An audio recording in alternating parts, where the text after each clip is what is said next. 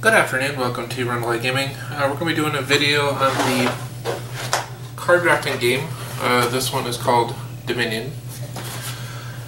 This will kind of give you a demonstration of how to play the game and how it plays, as far as to see whether or not this might be a game you might be interested in getting at some point. Though most people that have played any kind of card drafting game have probably heard of Dominion at this point, and I think it's a pretty widely known game. But this is for anyone that is not very familiar with it and wants to learn how to play it. How card drafting generally works is that you'll start out with a deck. In the case of this game here, it'll be 3 estates and then 5 of these copper. Oh, sorry, 7 of these copper. You'll end up drawing 5 cards every round, and then you'll use basically this money to buy other cards, which will then improve your deck. As you improve your deck, it's going to give you better options in the future as far as what abilities you'll be able to play each round. Now with this particular one, like I said, this is kind of the grandfather of all deck building games. This kind of started the genre, but you're going to have different costs on these different cards. In the bottom here, you're going to have, in this case, it costs 2 as an ability, specifies what kind of action it is. Like in this case, it's just a basic action. This one is a action and reaction, so this will have some additional stuff with it. And then the rest of these are actions, except for this one. This is an action attack. These ones are victory points, so it'll tell you how many victory points by the shield there and then a number. For example, this one here is worth 1 victory point. This one's worth 6. These ones here are worth 3. Then you actually have treasure cards. In this case, this is the copper you start out with, but later on you could upgrade it to silver. Silver's worth 2 each. Or you could upgrade it to gold. Gold is worth 3 each. So you could also improve. For example, if I drew a gold here, this is going to be worth a lot more than if I were to draw one of the coppers here. So you're gradually just improving your deck itself, and as you improve your deck, it's going to make it more optimal to do different things. So each person will start out with a 10 card deck. At the beginning of each round, you start out with 1 buy, so you could buy 1 card per round, and you start out with 1 action, so you can play 1 action card per round. Now, these cards do give you the ability to kind of break that a little bit, or to give you additional stuff, if you want to say that. And we're going to go over what each of these cards actually do. You'll start out with 10 different decks. The setup that I currently have is mostly for a first player setup. If you're fresh to the game, you've never played it before, this is a good just baseline setup. They actually have a randomizer deck where you can actually pick random cards out of the thing here. If you just randomly choose cards from this could make it a very different game. And the combinations you could have with the 10 different decks can make a game much, much more different than if you play with a different set of decks. So each deck could be very, very different as far as how it plays in the game. But the first one here is the Cellar. For this one, you get +1 action. So what this means is that if I play this card, I get an additional action, which means I can play another card afterward. That is an action card. In addition to the Cellar, you can discard any number of cards, and then you basically draw that many cards to replace them. So let's say if I were to have drawn this in the Cellar, I could play the Cellar here. And let's say if I know that most of my deck consists of money and victory points right now, I could discard the estate and draw another card. Though it didn't really help me in this scenario, but if I was able to draw another copper, then that might be more beneficial for me. So that'd be an example as far as how that might be useful with that ability. So we're actually going to save the mode here for when we do the militia, because they kind of work hand in hand on this one. The next one here is a village card. This one will cost you 3 gold. In this one it'll give you +1 card, +2 actions. So if I play this, I draw 1 card, and then I get 2 new actions. So I could play 2 different action cards if I played this one. The workshop. You gain a card costing up to 4 gold. This one costs 3 gold. So if I were to play this, this does not give me any additional actions though. So let's say if I were to play the cellar into a village, like right now I have 1 action, so I was able to play this. I had 2 actions, I'd be able to play this, but this won't give me further actions, but this village would. So that's where like the village might come into play, is you could play a lot of these extra cards that don't give you actions themselves. But with the workshop though, if I play this, it does not count towards my buy. You remember how I said that if you, at the beginning of every round, you have 1 action, 1 buy. So for every round you could buy 1 card. This basically just allows you to take a card up here that costs 4, up to 4. So I could grab pretty much any of those 8 cards. These 2 are 5 each. So I basically put them in order as far as their cost. And next one is the woodcutter. This one here will cost you 3 gold. There is +1 buy, so if I play this card, I can buy an additional card that round. And +2 gold. So playing this card also gives me 2 money, so it kind of functions as a silver, plus I get to buy an additional card. Now the downside is it does require an action to play it, so that's where like silver might be more beneficial, is it doesn't require actions to play these. But it also gives you that additional buy, so that might be why you might choose this one, say, over this one. But it's all situational. If you have a lot of villages, woodcutters would not be an issue. But if you're not running like a bunch of villages, then woodcutter might be a little more difficult to play. Smithy is pretty good. It costs 4 gold, and it gives you +3 cards, so you draw 3 cards off of it. Again, you need other actions to support it though, otherwise this might be the only card you play that round. But it helps you like draw additional copper or silver or gold or whatever else you have in the deck there. Remodel. This one costs 4 gold. You can trash a card from your hand.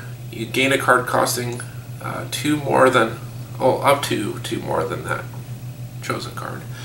If you trash a card, it actually removes it from the game.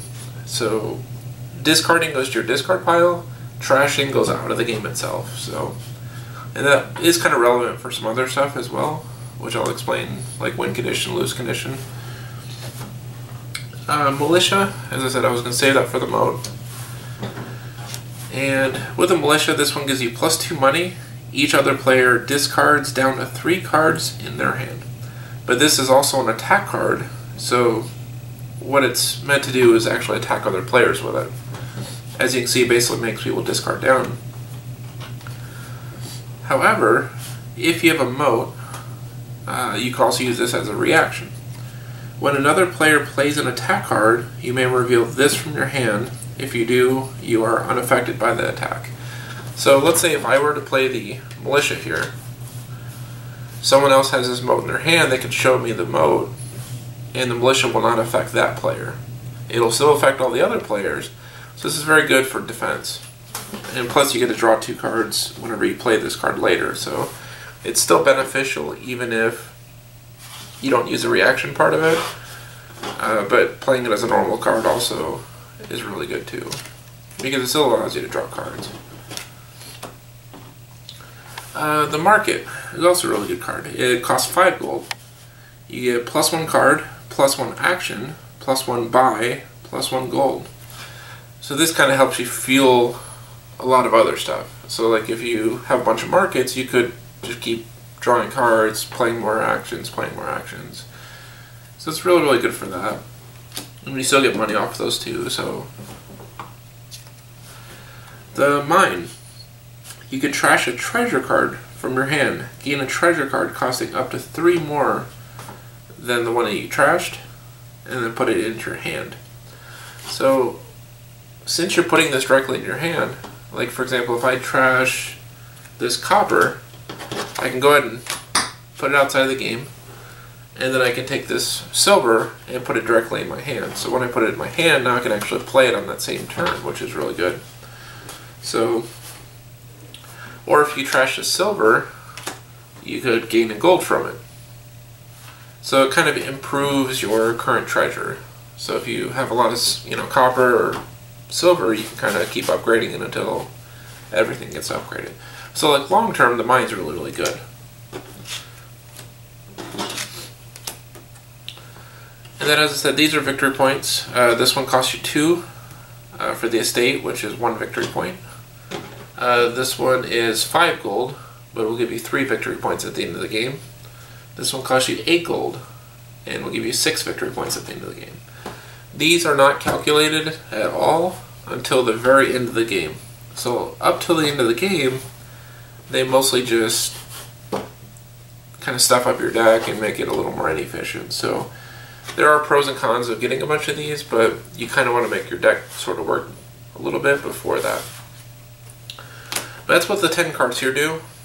And you actually have, with the base set, you actually have a box full of others. So I mean, there are quite a bit more options than what I have shown here.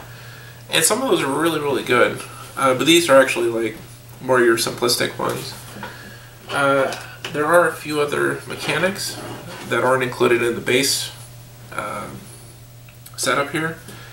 There are curses, but this does come with a base edition. Like, and you have things like the witches. The witches are like +2 cards, cost 5 gold, but it is an attack.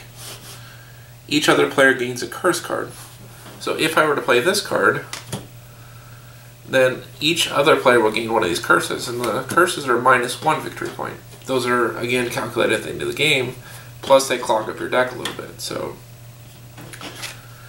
and these are different kind of mechanics, but again, if you have the moat can help you defend against these kind of attacks. So it's not completely terrible if those come up, as long as you have things like a moat. But if you're getting a bunch of curses or discarding your hand or things like that, then it's going to be really, really detrimental to you.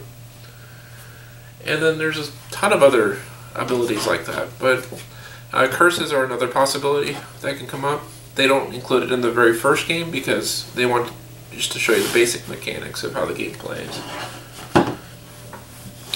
So at the start of the game, again, you would draw 5 cards. You don't have to display them like I am, but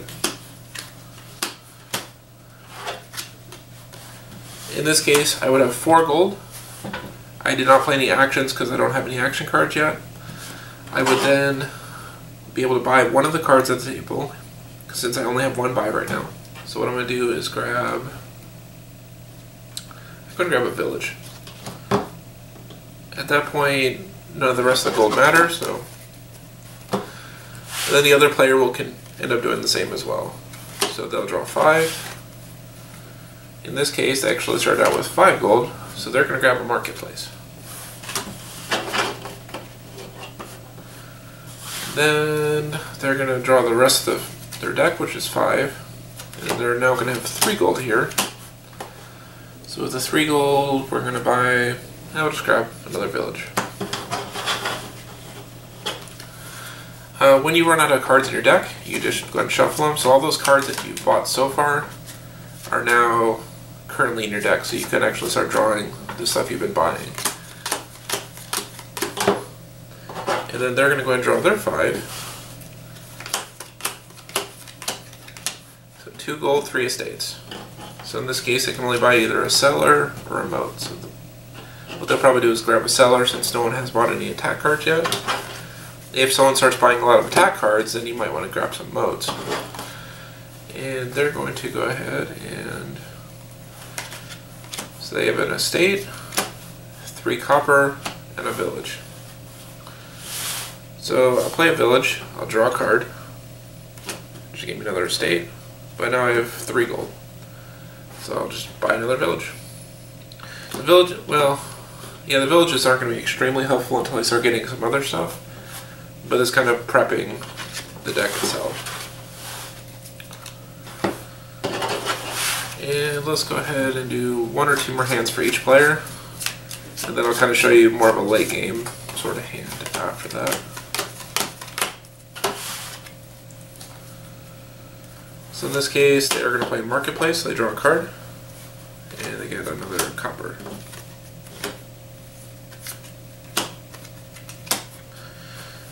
For them, I'm going to grab a Smithy. These all go to the discard pile. 1, 2, 3, 4, 5. So another village, I'll draw a card. 2.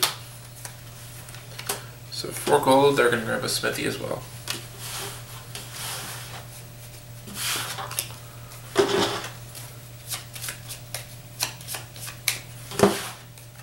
So 1, 2, 3, 4, 5. So now they have a seller. They're going to get +1 action. They can discard any number of cards in their hand to draw that many cards. They're going to draw 2 to get rid of these 2 estates. So they're going to draw 1. And whenever your deck runs out, you have to basically reshuffle.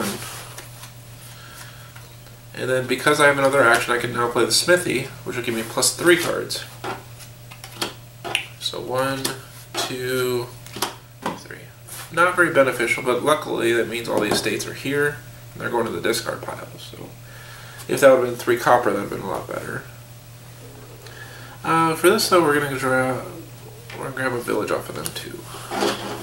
At this point, he's starting to run out of action, so perhaps he might want some additional actions. 1, 2, 3, 4, 5. So village, draw a card. 3 copper, and this is going to keep going on and on and on until the game effectively ends. Now, how the game itself ends is once 3 of the piles are gone, the game will then end. Or if all the provinces are gone, which is the 6 victory points. If all these disappear, then again the game ends as well. So you can still play for quite a while, but it's still easy enough because a lot of these decks are fairly small. And it's really easy to dig through those really quickly. Like the villages, both of them are grabbing some. And there's only 6 left, so whereas a lot of the other ones, no one really touched them. So, but as you start digging through more and more hands here, like more cards here, you're going to do a lot more stuff with it.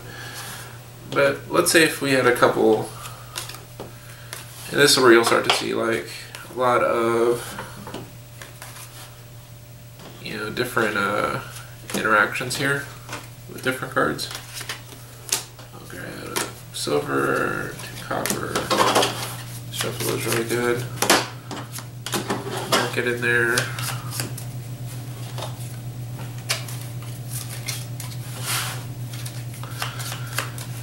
So now this is probably a really good setup.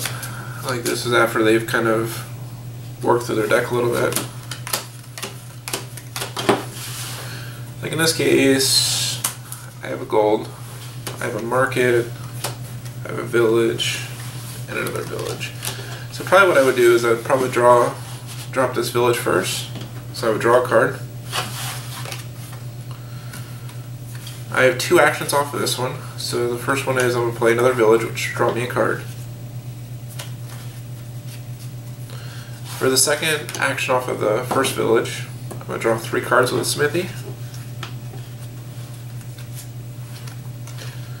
For the first action with the village, I'm going to play a market. So I draw a card, get an action, plus an additional buy. For the second one off of this village, I get an action. I can discard any number of cards, and I draw that many cards. I'm going to discard a estate to draw a card. I'm going to use this market to get a card, an action to buy. Alright, so at this point, the last thing I really have is an attack. So each other player discards down to 3 cards. So I might do all this in a single turn. Now in addition to that, I can then calculate a few things that I have here. is I have 1 money, 2 money, 3, 4, 5, 6, 7, 8, 9, 10, 11, 12, 13, 14. So 14 money total. I can buy up to 1 card normally, plus 2, 3. So I can buy up to 3 cards here. So you're going to start to see the decks build up really effectively like that. You've only started out with 10 cards, but as the game progresses, you're going to see a lot more, being able to do a lot of stuff like that.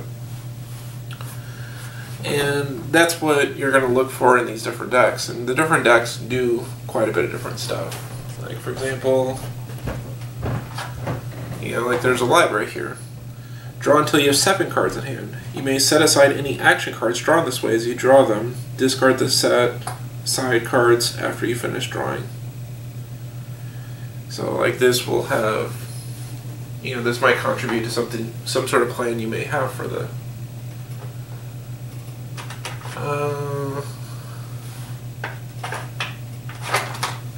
we have a throne room. Choose an action card in your hand, play it twice. So for example, if I play this throne room, I could then play I could discard this I can choose this smithy card and play it twice off of this throne room. So if I played the throne room and then played smithy, I would draw 6 cards because I played it twice. So I mean, you're going to see a lot of different stuff like that where you can do lots of really cool stuff. It pretty much solely depends on your ability just to build something that kind of works together and does it pretty well as far as what it needs to do in the game itself. So, but that is the game of Dominion. There are several expansions, so if you like the concept of this game, you could very easily buy into a lot of the other expansions of it. I think there's 5, 6, 7 expansions probably. This is by Rio Grande Games. It's kind of one of the bigger games that they've had. But it's a fun game. It's really easy to play, really easy to teach. So, thank you for watching Rundlii Gaming. You have a good day.